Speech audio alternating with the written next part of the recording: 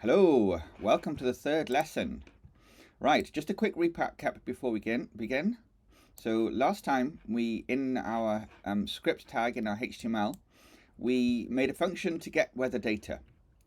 And that data just went out to this endpoint and returned the data asynchronously. And then what we did, we passed that data back to where this was called. So then when the DOM content is loaded, when the page is finished loading, we could then call that API and store the result in here. Then we got our selector on the page, the element that we wanted to put the data into, and then we stringified the result of the data, and then we popped it in the inner text, and we got this, right? Something like that. Now, what I want to just discuss is what this data is, how we got it in this format, and we're also going to make it custom. So we're going to get our latitude and longitude and use that to render this data. Okay, cool. Let's go.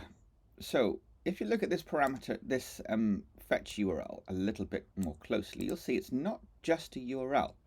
You've got other things in here.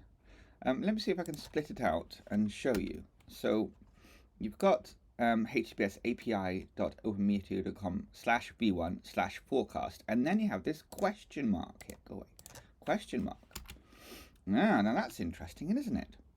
And then after the question mark, you've got a couple of things, and then you've got an ampersand, and then you've got another ampersand, and then you've got another ampersand.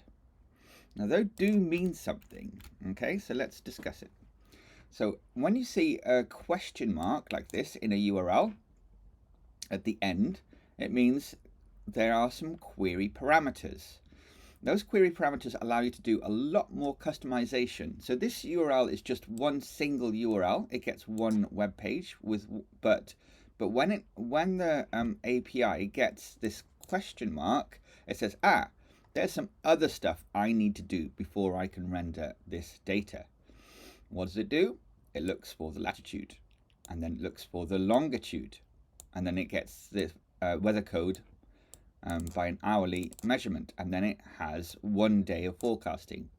So you notice just a little thing to notice here. The first one doesn't have an ampersand; it just has a question mark.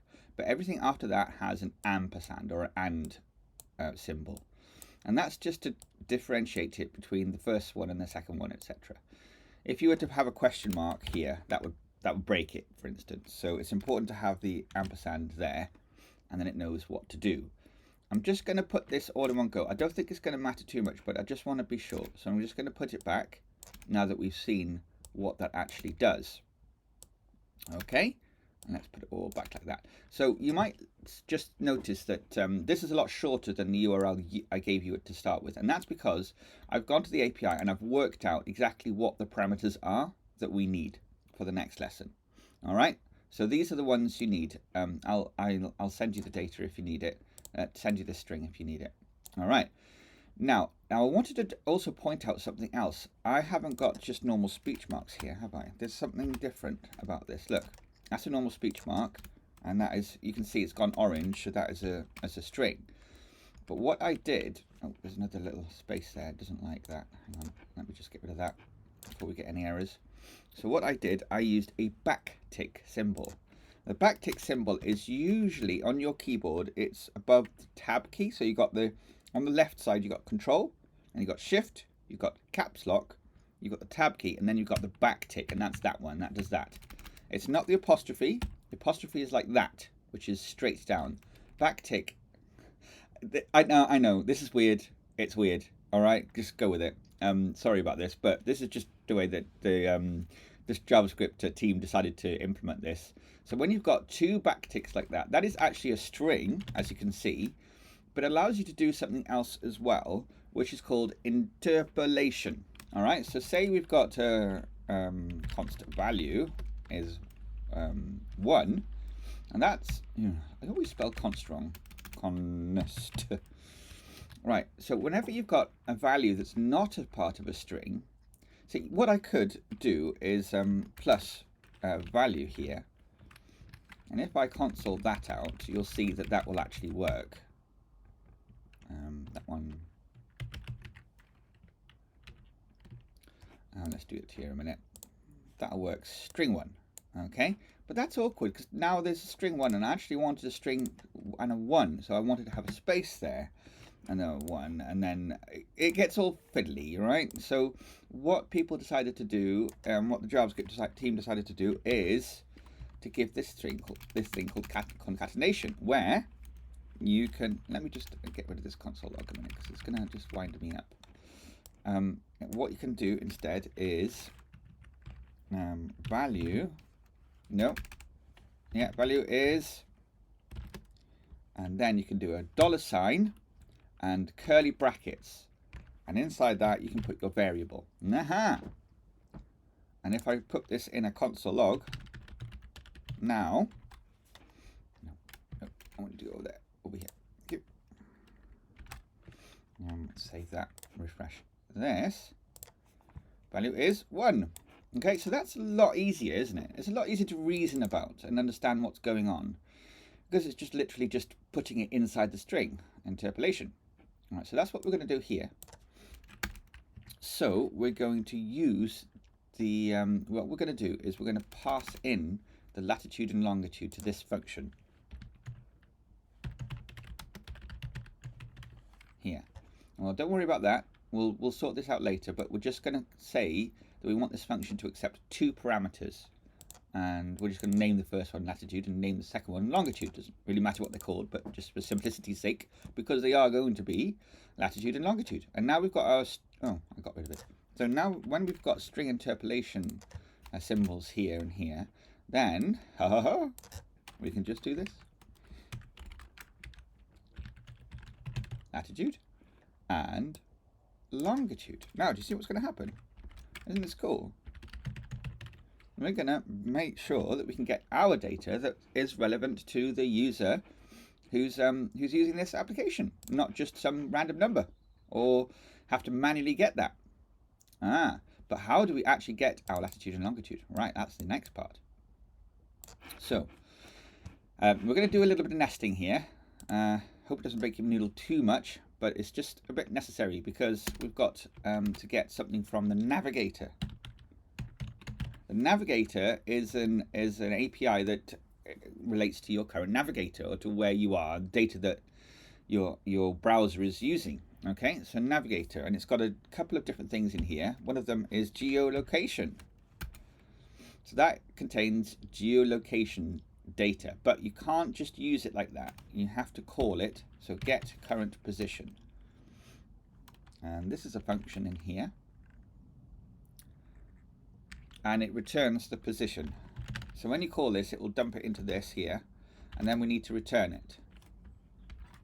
Okay, so latitude equals position dot chords. I did look this up. Don't expect to remember this because you never will. Latitude, and guess what?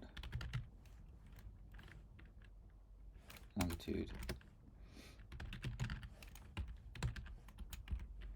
Longitude. Did I put? No, I've got a syntax error here. Hold on, let me just check my crib sheet. Yeah, I did. Okay. Const. Yeah, sorry about that. Right. Okay. So there we go. So when we console log this out, we should see now the latitude. Did you know that you could do this? That's going to save you time, isn't it? All right. Okay. Right. Oh, look, it would like to access your current location. Now, you'll get this from every time you do this on, if you go to Google Maps, it will always ask you, do you want to give this application access to your current location? So we're just going to remember that, allow, otherwise it's going to get annoying. Yay, we've got current latitude, longitude. Yay, that's worked. Okay, so now we've got that. We can then do stuff with it. But the thing is, we can't return it out of here. And what I want you to do is put this inside the function itself, just for simplicity's sake. All right. So we need to make this an async function. Right, now I've used a slightly different syntax here. I don't know if you've noticed this. Yes. All right, async function. It could be like that. And then the parameter is position like that. All right, and that's no different. Okay, this is just a different way of writing a JavaScript function. I'll leave that out, okay, because it's going to just confuse you. There's no need for that. All right, so async function, position, and then this stuff. So now that we've got latitude and longitude, what we can do is we can pass that into here. See, goes in there, goes in that, it goes in that, and it comes up there. Ah.